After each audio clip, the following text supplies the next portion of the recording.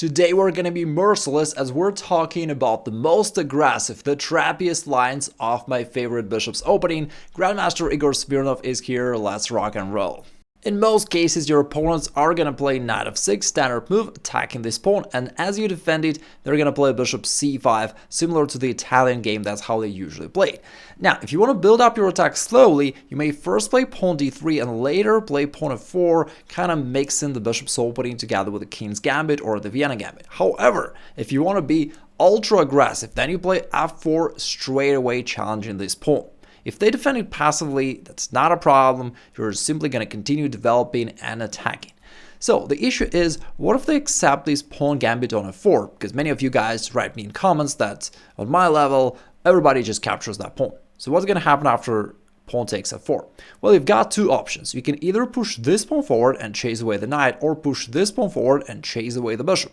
I'd say that if you're playing against lower rated opponents, it's better to go for this one, as they usually don't know how to handle it. Look at this knight. It is attacked. Where can it go? It can't go to these central squares, as you already took them away. Similarly, it can't go this way, as your queen controls those squares. Going back to g8 is just very passive. Then you play d4, kick away this bishop, play bishop takes f4, knight f3, and you've got total dominance here. Therefore, it is also bad for your opponent. How about tricky guys who play queen e7? They wish to grab this pawn, and it is also pinned to your king. Therefore, you can't win their knight anymore, as the pawn is pinned. This is actually a step in a very wrong direction for them, because you play queen e2, unpinning the pawn. Therefore, now the knight definitely needs to move. In general, you'd wish to play d4 here, hitting the bishop, but your queen is no longer on d1, therefore d4 is impossible, he'll simply capture the pawn. Therefore, you prepare this move by going knight to f3, preparing d4 on the next move.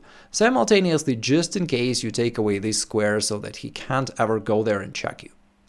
Now, your opponent feels uncomfortable. They'd wish to castle, but they can't develop this knight. It can't go here because of your pawn. So what can they do? They play d6, and they desperately hope for you to trade so that they can trade off queens, neutralize your attack, and end up in an endgame with an extra pawn. But you upset this plan by not trading pawns, but going knight to d5, threatening the queen as well as the c7 pawn. And the c7 pawn is really key, because from there, you also fork their king and rook. Therefore, they need to keep the queen somewhere close so that it keeps guarding the pawn. But for us, it doesn't matter, because whether they move the queen here or here, we're going to sack the knight right here and win the game. That is a fork.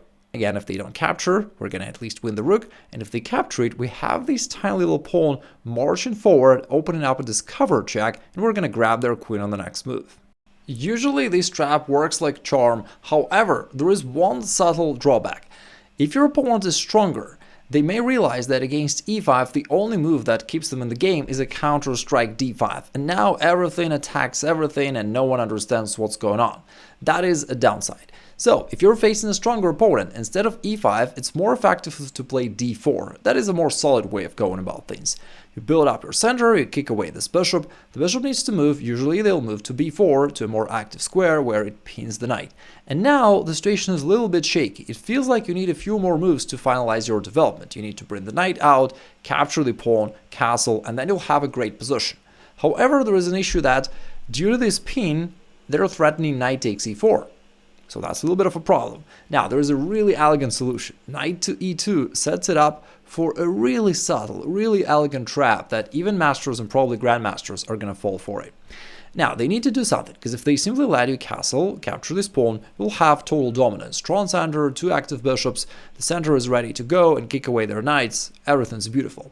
But how about knight takes c4, taking advantage of this pin? Well, you still castle.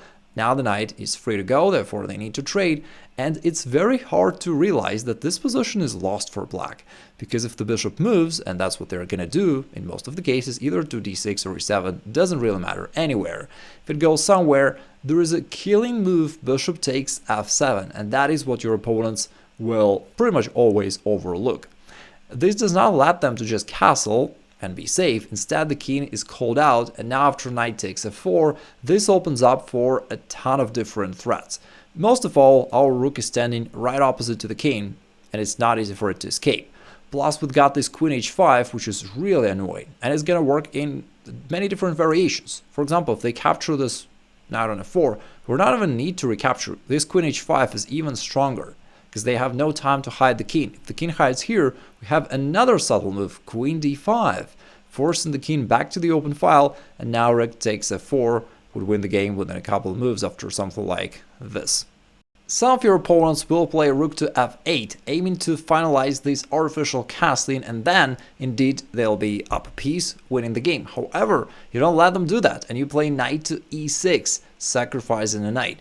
It is a discovered check. You're also hitting their queen, therefore if they wish to save the queen, they have to accept the sacrifice. But now, the king is just exposed, and you can lock the door so that it can go to the d file, it can go to this file, and after the king moves here or here, that's gonna be checkmate, just like that. You're about to see the most counterattacking game in chess history.